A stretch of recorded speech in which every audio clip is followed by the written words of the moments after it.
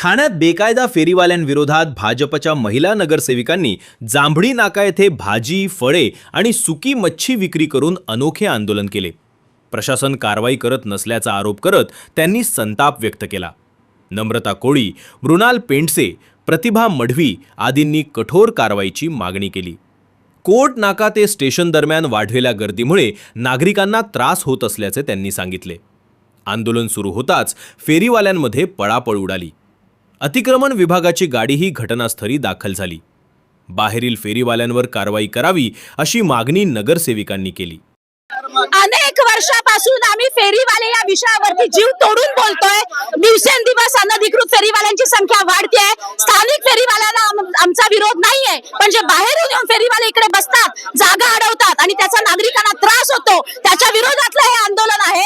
आणि प्रशासनाला जाग यावी, त्यांना थोडी तरी लाज शरम वाटावी आणि रेग्युलर कारवाया व्हाव्यात आणि हा प्रॉब्लेम कायमचा सॉल्व्ह व्हावा, यासाठी आज एक अनोखं आंदोलन आम्ही इकडे करतोय. आम्ही स्वतःच फेरीवाले होऊन इकडे बसलेलो आहोत आणि येणाऱ्या काळामध्ये प्रशासनाने जर कडक कारवाया केल्या नाही तर अशाच प्रकारची आंदोलन आमच्याकडनं केली जातील.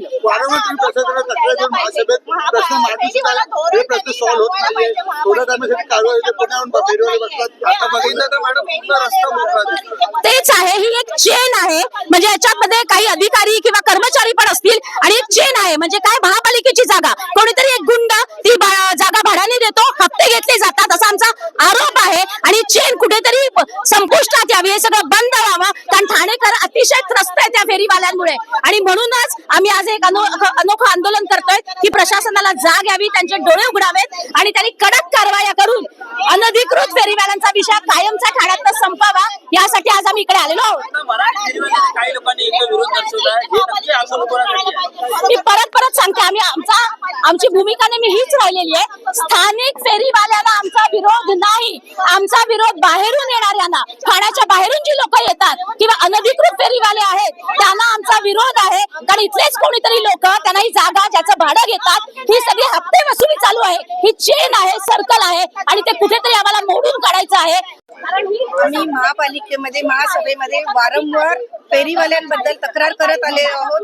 21 आणि 22 वॉर्डचा ही सीमारेषा आहे आणि इथून अशोक टॉकीज पर्यंत फेरीवाल्यांची गर्दी इतकी आहे की चालायला रस्ता नसतो.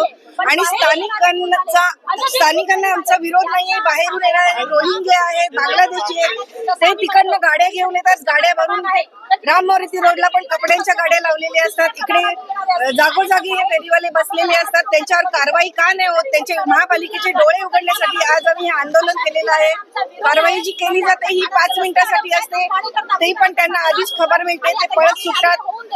महापालिकेची गाडी गेल्यानंतर 10-15 मिनिटात सर्व पूर्ववत होतोय. हे वारंवार आम्ही किती वेळा आवाज उठवायचा. महापालिकेचे हे डोळे उघडण्यासाठी आज आम्ही अनोखे आंदोलन केलेलं. ही आंदोलन करायची वेळ आमच्यावर का आली? वारंवार जेव्हा लोकप्रतिनिधी महासभेमध्ये आवाज उठवतात, त्यांच्यावर जर त्यांचं ऐकलं जात नाही तर खरोखर याच्यामध्ये काहीतरी काळबेर आहे, हे तर समजायला पाहिजे.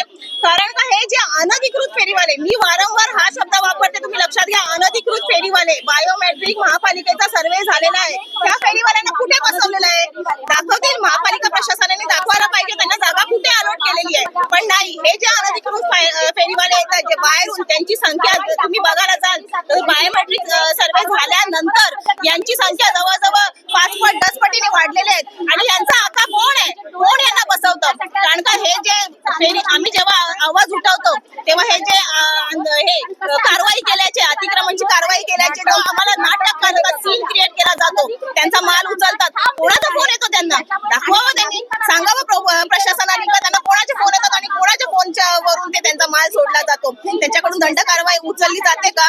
नाही. हे लाखो करोडोची उलाढाल आहे. याच्यामध्ये पालिका प्रशासन आणि जे आता आहेत सोकॉल, जे अनधिकृत फेरीवाल्यांना बसवतात हप्ते वसुली करून, यांच्या सगळ्यांचा मिलीजुली भगत आहे. आणि त्याच्यामध्ये आम्ही ही कारवाई, आमचं हे आंदोलन असं चालूच राहणार आहे जोपर्यंत याच्यावर काही ठोस कारवाई केली जाणार नाही.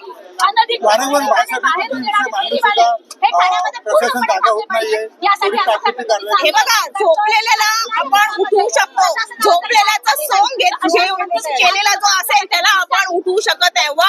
वारंवार आम्ही सगळ्या भाजपाच्या नगरसेविका या अतिक्रमणा फेरीवाल्यांवर विरुद्ध आम्ही आवाज उठवलेला आहे, पण त्यांच्यावर काही कारवाई केली. आम्हाला तोंड वर्षापूर्वी फक्त ही अतिक्रमणची गाडी एकदा जाते आणि परत येतच नाही. ते काय फक्त टोपल्या उचलून सगळे ते फेरीवाले आहे ते निघून जातात. कारण का त्यांच्यावर कोणाचा तरी वरद हस्त आहे. त्यांना कोणाची भीतीच नाहीये.